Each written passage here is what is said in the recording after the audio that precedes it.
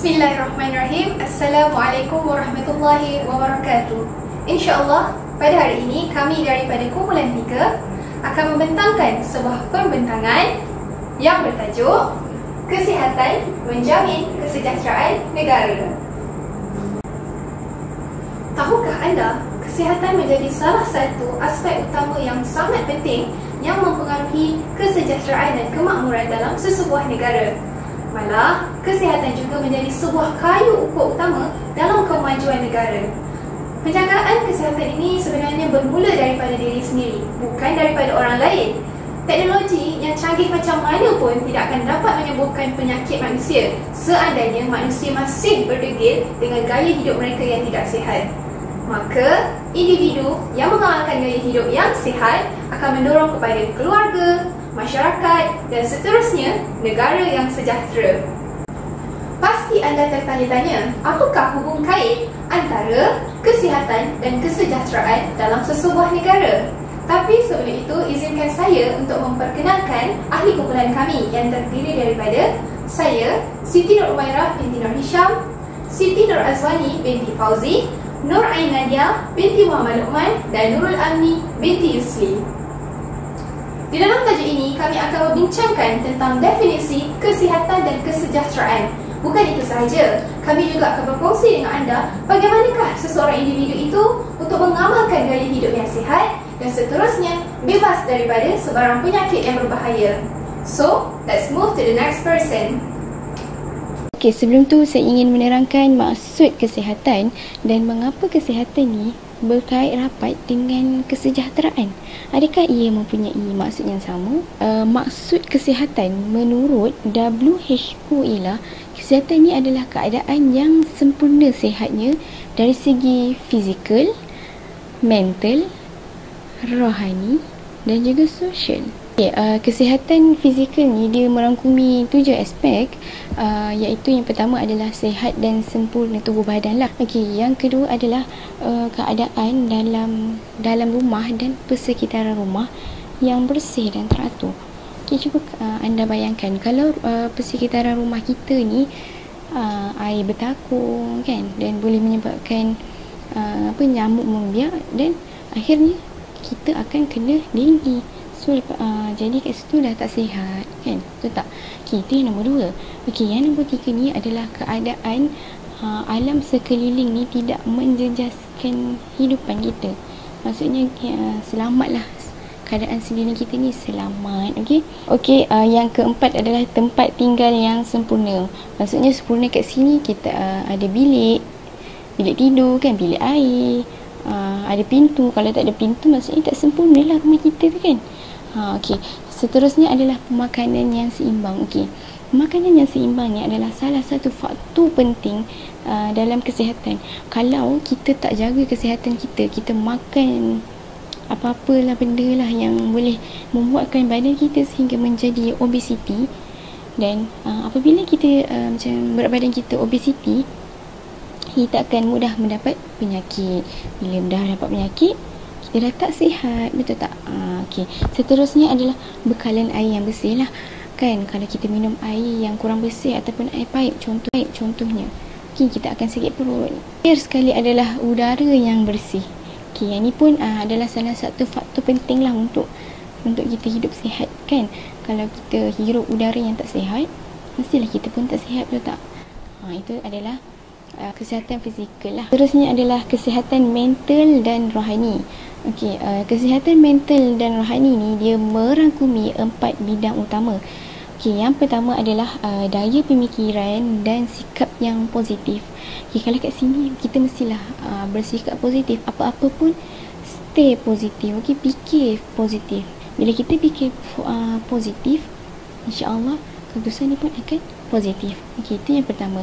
Yang kedua adalah dapat menyesuaikan diri dengan ahli keluarga, rakan sebaya dan masyarakat. Kalau ahli keluarga ni dah tentulah kita sesuaikan diri kan. Kalau masyarakat sebaya ni pun kita kena sesuaikan diri. Walaupun rakan sebaya umur jarak tak jauh, pun kita kena sesuaikan diri kita, betul tak? Dan masyarakat. Kalau kita tak sesuaikan diri kita, takkanlah kita nak hidup seorang-seorang kat dunia ni, betul tak? So semuanya adalah saling melengkapilah antara satu sama lain. Okey, seterusnya adalah mempunyai perasaan kasih sayang. Okey, yang ini pun salah satu faktor jugalah. Okay, cuma perasaan kasih sayang ni mungkin berbeza setiap orang. Okay, kasih sayang dia kepada dia ni berbeza sedikit kepada orang lain. Tapi terusnya adalah ada rasa penerimaan, penghargaan dan bersyukur. Okay, kita rasa diri kita ni diterima dan dihargai, dan kita pun kena bersyukur.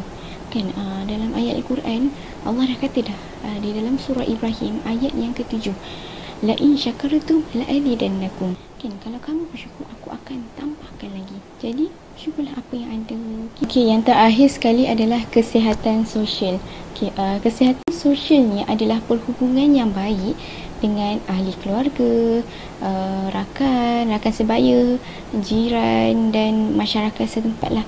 Okey, kita mestilah mempunyai hubungan yang baik dengan ahli keluarga terutama ni kan, sebab memang sampai bila-bila dia lah ahli keluarga kita, betul tak?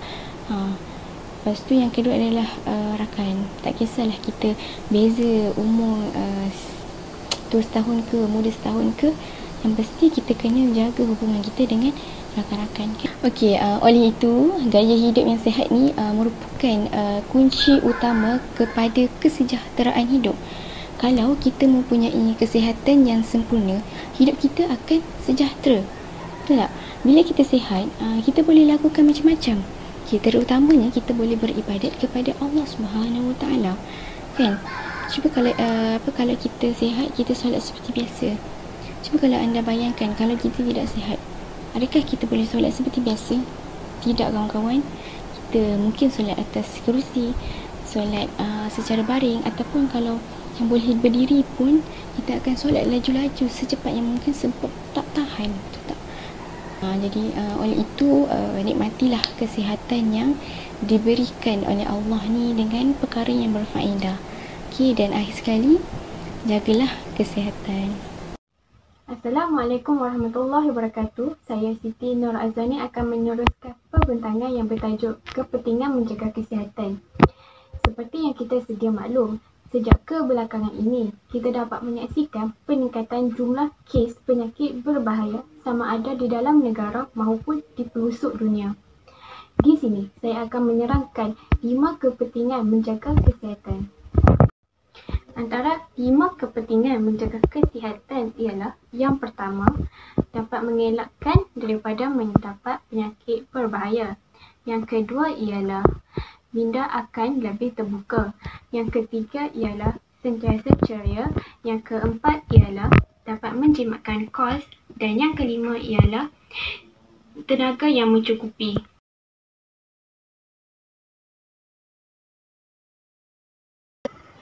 Seterusnya ialah langkah-langkah menjaga kesihatan.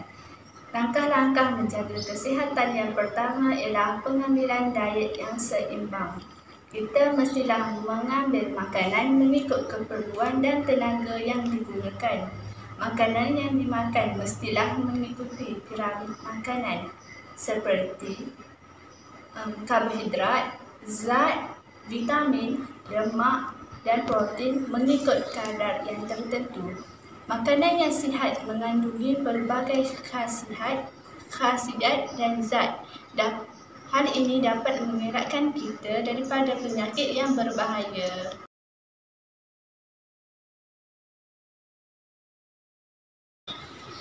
Seterusnya ialah bersenam. Bersenam membolehkan badan kita sentiasa bergerak. Kita mestilah bersenam sekurang-kurangnya 2 atau 3 kali seminggu. Dengan bersenam, secara tidak langsung badan kita akan membuang toksik yang berbahaya daripada badan.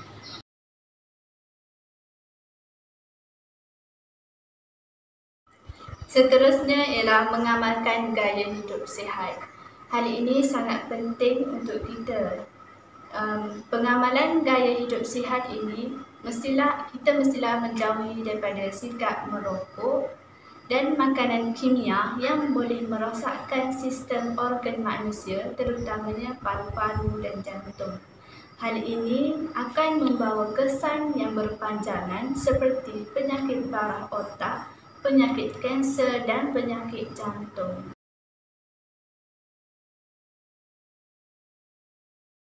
Dan akhir sekali ialah kerap melakukan pemeriksaan kesihatan.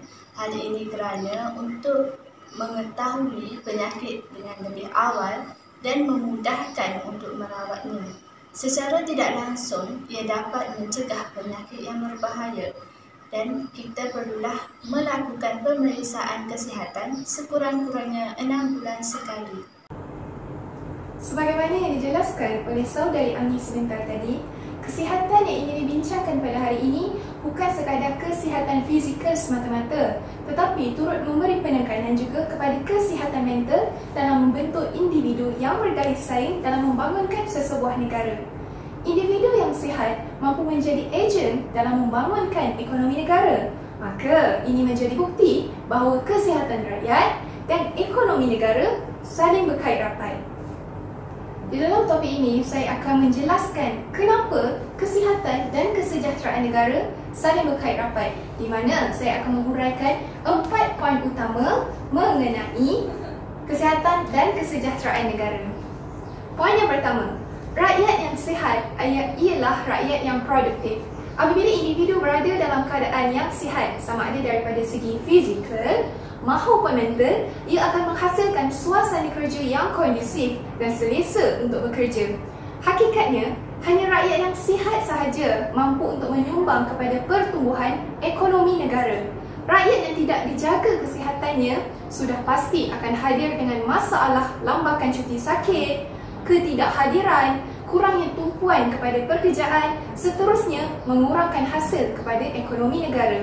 Satu kajian telah dilakukan mendapati bahawa mereka yang mempunyai penyakit kronik telah kehilangan 450 juta hari bekerja berbanding mereka yang sihat, sehingga boleh mengakibatkan kerugian melebihi 153 bilion USD untuk setiap tahun. Isi yang seterusnya yang akan saya jelaskan, kesihatan yang baik akan meningkatkan hasil pengeluaran negara. Mengapa? Malaysia adalah sebuah negara yang mempunyai pelbagai sektor yang menyumbang kepada peningkatan ekonomi negara. Rakyat yang sihat dan bekerja secara efektif dapat menyumbang kepada peningkatan hasil sesuatu produk dalam memenuhi permintaan pasaran yang sangat tinggi. Maka secara tidak langsung, keuntungan ekonomi negara mampu berkembang pesat. Poin saya yang seterusnya ialah kuasa membeli ada pada rakyat yang sihat. Ini bertepatan dengan kuasa seorang pengguna. Tanpa sistem kesihatan yang baik, juga perlindungan kesihatan yang baik seperti subsidi, pembiayaan kesihatan dan juga insurans, rakyat lebih terdedah kepada risiko untuk jatuh miskin apabila jatuh sakit. Lebih-lebih lagi dengan kos perubatan yang semakin meningkat setiap tahun. WHO memberi anggaran bahawa kira-kira 100 juta orang telah menjadi miskin setiap tahun kerana untuk menampung kos perubatan. Malah di Amerika Syarikat, belanja perubatan menjadi salah satu punca mengapa rakyat menjadi muflis. Setelah wang dibelanjakan untuk berubat, keinginan untuk membeli barang yang dimiliki tidak dapat diperoleh meskipun ia merupakan barang keperluan harian. Isi terakhir yang akan saya bincangkan ialah kemampuan untuk mengurus secara baik hanya dapat dilakukan oleh individu yang sihat. Setiap sektor mempunyai organisasi yang bertujuan untuk melicinkan urusan pentadbiran. Di dalam subtopik ini, saya akan menekankan mengenai kesihatan mental. Sejak akhir-akhir ini terdapat pelbagai masalah mental yang berlaku, khususnya stres dan depression yang berpunca dari tempat kerja. Apabila seseorang individu tidak mampu mengawal emosi dan akalnya dengan sempurna, maka ia sudah pasti akan mencetuskan pergaduhan dan akan memberi kesan kepada organisasi tersebut.